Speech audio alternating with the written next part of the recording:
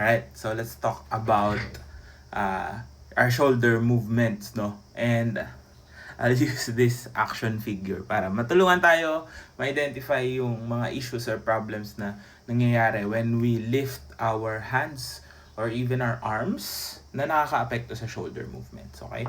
So napapansin ko sa mga beginners, especially sa mga older, no, yung mga self-taught na nagpapalesson sa akin, most of the time this is a common issue wherein they tend to raise their shoulders whenever they try to hold the violin. No, nire-raise yung shoulders kasi hindi maipit dito.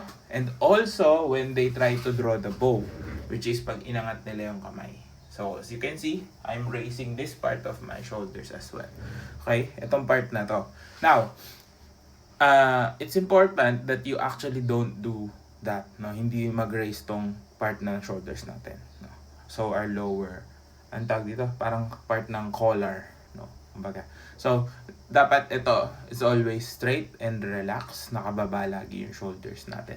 Now, pag nag-explain ako, parang yung iba, hindi nila maintindihan eh. Parang, paano mo iaangat yung kamay mo na hindi mo i-raise yung shoulders, di ba? Parang ang hirap nga nila intindihin. Now, this is where this toy comes in. Okay, so alam naman natin yung mga toys, no, specifically action figures, articulated yung mga bodies nila, 'di ba? Or yung hands, ayan, na igagalaw natin, 'di ba? And this will show you. So, etong part na to, 'di ba? Pag tinaas ko yung kamay niya, hindi siya tumaas, hindi umangat yung shoulders niya. So, ibig sabihin, it's possible. Okay, kasi as we can see dito, 'di ba? Ano yan eh, ball and socket joint. We have the same joints right here.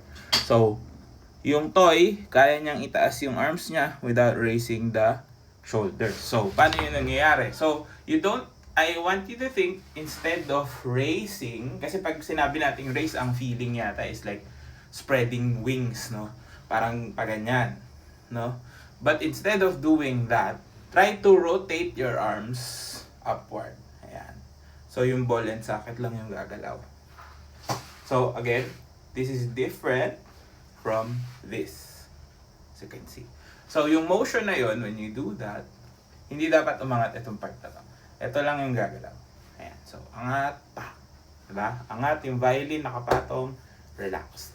So, again, try to imagine doing this instead of raising it like that. Diba? So, instead of raising it na pa ganyan, raise it parang umiikot yung kamay. Your arms at front. So, you can do some exercises as well. We try to do this. Ayan. So, have your arms in front of you and try to raise this without raising this.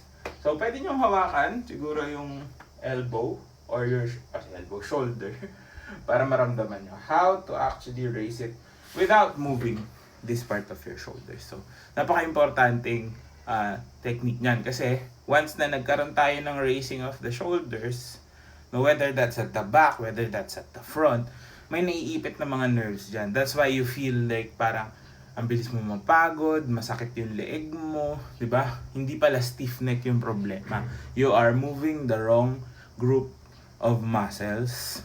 That's why ganun yun nangyayari. So again, pag pinataas yung kamay nyo when you're playing the violin, try to think of a toy and how it is able to raise its arms without moving this part of the body or without moving that part of the shoulders. No? Comment down below kung may questions pa kayo. And sana nakatulong to. If it did, of course, give me a like, give me a follow, and I'll see you on the next one. Good luck sa inyo.